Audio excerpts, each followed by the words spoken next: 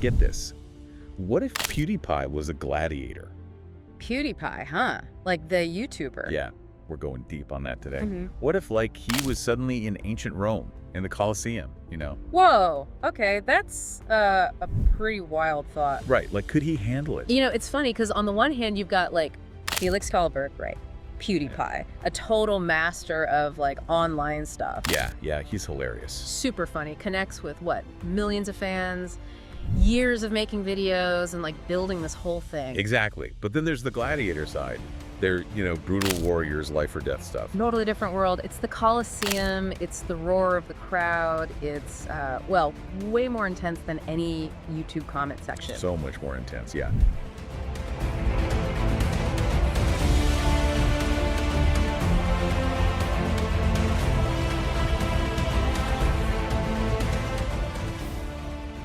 So, like, would he be popular?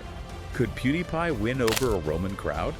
That's a good question. Because, gladiators weren't just fighters. They were like performers, Oh, yeah, like entertainer. Entertainers. You had guys like Spartacus. He was a Thracian gladiator and basically a superstar. Wow, I didn't know that. Huge fan following. And they use that, right? The showmanship, their personality to get the crowd on their side.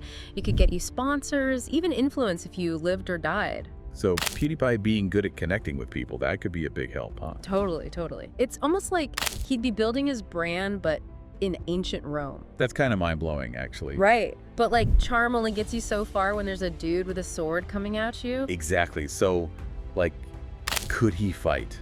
Could a gamer really go from, keyboard warrior to an actual warrior? That's the big leap, right? Gladiators trained for like years in these crazy schools called ludi. Intense. Super intense. They learned to use all sorts of weapons. Swords, shields, nets, tridents. And it depended on what kind of gladiator you were. Oh, so like different types. Yeah, like classes. Each had their own style. You had to be strong, fast, think on your feet, under pressure, Man, so much pressure.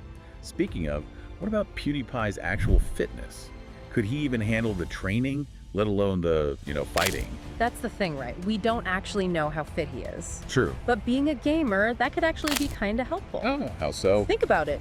Gamers, they've got great hand-eye coordination, quick reflexes, and they're used to making split-second decisions, right? Yeah, that's the truth. Those skills could potentially translate to the arena. Interesting.